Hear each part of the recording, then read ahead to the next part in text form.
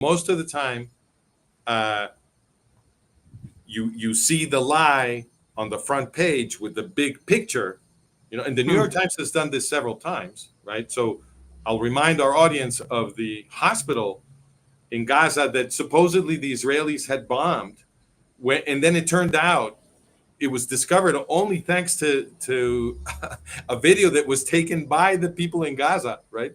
Thanks to that video, it was people were able to show that in fact it was a missile from the terrorists that had failed to launch and that had fallen on the parking lot of the hospital. The hospital had not been destroyed; it was just the parking lot that had been destroyed.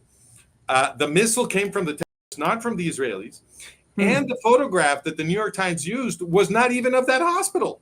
They used a photograph of an entirely different building, pretending that it was the supposedly bombed hospital, right? So the New York Times does this all the time, right? That was relatively famous. It happened at the beginning of the war in Gaza. Now they're trying to convince us that there's starvation in Gaza, with a child who is obviously not starving. And neither is his family, right? And as you say, when this is pointed out by an independent journalist, because if the independent journalist had not existed, nobody would have ever known that the New York Times had lied to us, okay? So thank God for independent journalism. So, but once that happens, once the independent journalist puts up the evidence, right, the medical evidence of this child, and the New York Times is forced to correct themselves. They do it, as you say, in the back pages. Almost nobody sees it normally. And even though the lie was technically corrected, it is corrected in a way that keeps the narrative going for almost everybody. Everybody, right? And this is how the reality is managed. This is how the reality is managed.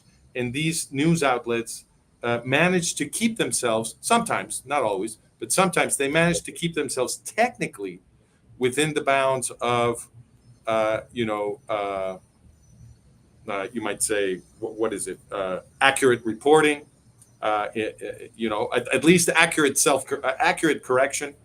But meanwhile, the false narrative is what remains in everybody's head. Okay, this is how reality is managed. There is no starvation going on in Gaza. Now, how do we know that there is no starvation going on in Gaza? It's very simple. The New York Times obviously has an interest to attack the Jewish state. They've been doing it repeatedly. Every time they can report something on the front page that makes Israel look bad, the New York Times does that. Okay? They don't do this about Qatar. Right? The New York Times is not constantly giving us stories about how 2 million slaves are suffering in Qatar, because this is happening all the time. In Qatar, there is a gigantic population of slaves who are abused physically and sexually every day, who are not paid. They can't leave. Okay, they're living in Mordor.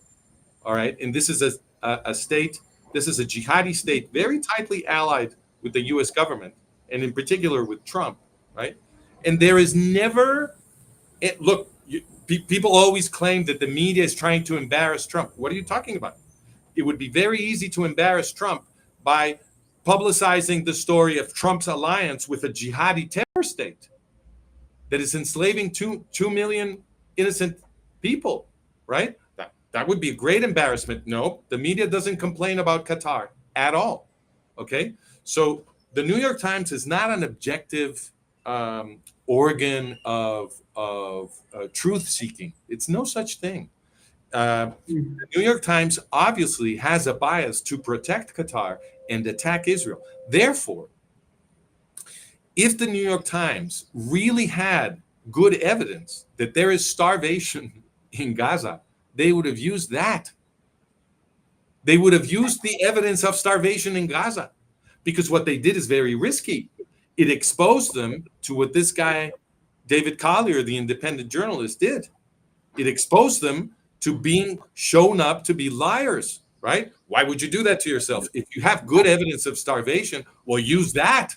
Attack Israel with the truth. Why would you take the risk of making something up in order to attack Israel and make yourself vulnerable to being exposed. Therefore, since the New York Times went to the length of creating a hoax, because that's what they did, it proves that there is no starvation in Gaza, because they clearly want to attack Israel. And if they could do it with the truth, they would have. All right? It's a very simple analysis.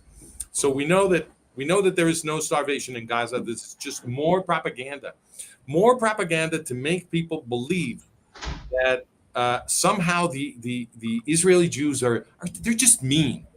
This is what they want people to believe. Oh, the Israeli Jews are just mean. They can't look. Come on, they take themselves too seriously. They're too easily offended. What?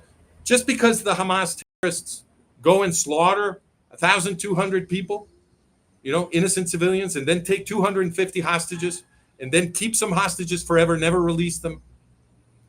They just because of that, they have to go in and destroy Gaza. This is crazy thinking. These people can't feel any compassion for the Jews, and they can't imagine that there's any legitimacy to Jewish acts of self-defense. It's just pure anti-Semitism. And when you see them go to these lengths to invent these hoaxes, just so that they can keep building this portrait of supposed Jewish evil, right? It demonstrates just how dark the forces that actually control the meaning-making system of the West.